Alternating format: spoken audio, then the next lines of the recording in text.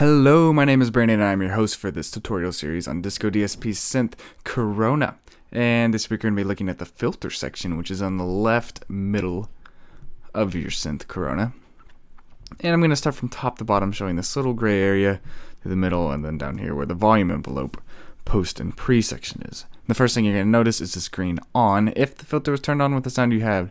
And the sound that I'm using in this is number 33 in the program bank, factory bank, which is the dirty mono lead JP, which we've been using in previous videos. And so if you click on, it's off. Off will be this dark, and then on will be green. And right next to that is the types. And I'm going to open it up, and you can see that there's 7 of them. And I'm going to go through each one and explain what they do. And basically what the number behind each thing means how much of a roll-off there is. It's a decibel roll-off. So LP12 has 12 decibel roll-off, or negative 12 decibel roll-off, and the LP24 has a negative 24 decibel roll-off. So we're going to start at the top with the LP12. It's a 2-pole low-pass filter that'll cut off all spectrum ranges above the cutoff frequency, and it has the roll-off of negative 12 for each octave.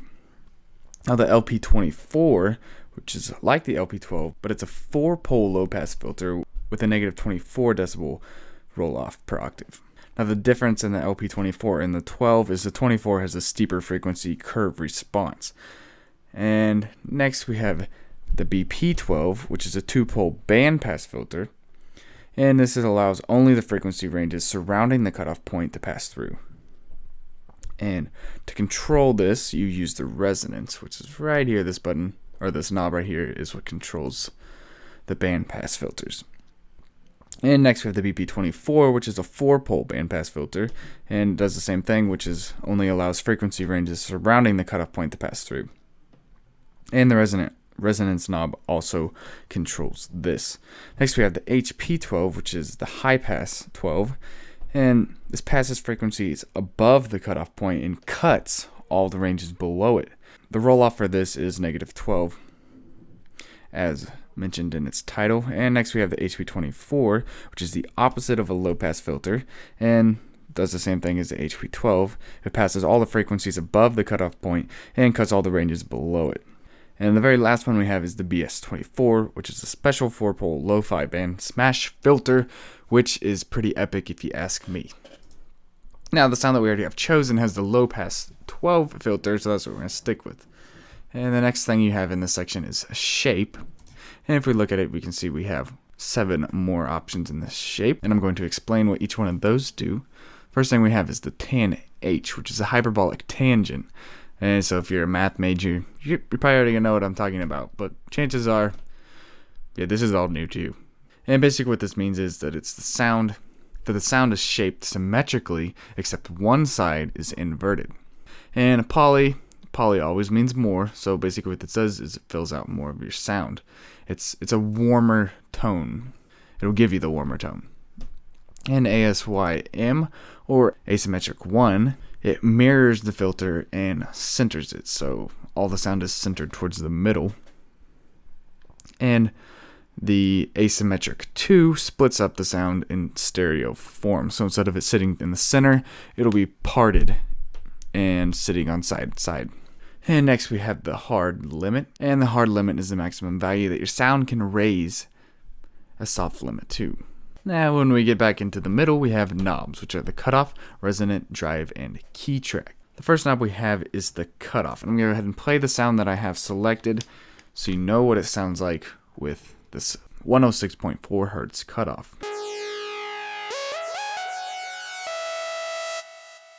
And that was pressing down really hard, so it has a really high velocity. And now I'm just going to tap the keys really lightly, keeping everything at the same cutoff.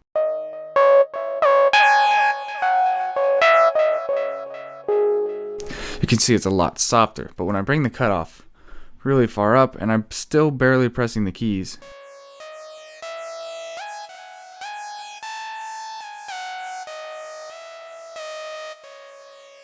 you can see that the higher frequencies are brought out, and in this specific sound, the higher frequencies is where all the punch is in the sound. So even when I'm pressing lightly and having a really low velocity, the punchiness of the synth is going to come out, and that's what the cutoff section does. I'm just going to go ahead and bring it back down to where it was.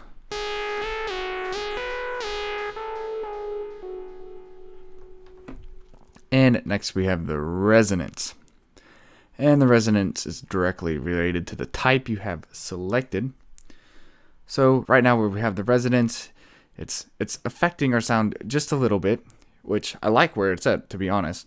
And it's just enough to notice it, and if you were to take it completely out, it would completely affect your sound. So I'll let you know what it sounds like, I'll take it completely out, and then I'll bring it up to let you know what it actually does in full force. Now I'm going to take it out. And I'm going to bump it way up. And what it's doing is, since we have the low pass filter selected, it's completely cutting out the highs because the resonance is what is controlling that. So when we have it bumped all the way up, it takes that out and you just get clicks that were from the low. So you got to find the sweet spot for it.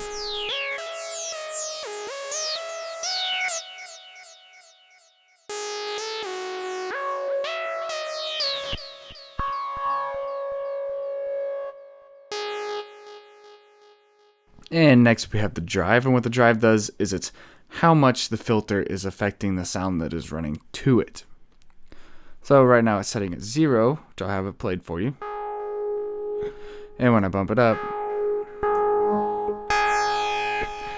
you can see it's a lot stronger and that the filter is affecting it a lot more. And when I drop it down,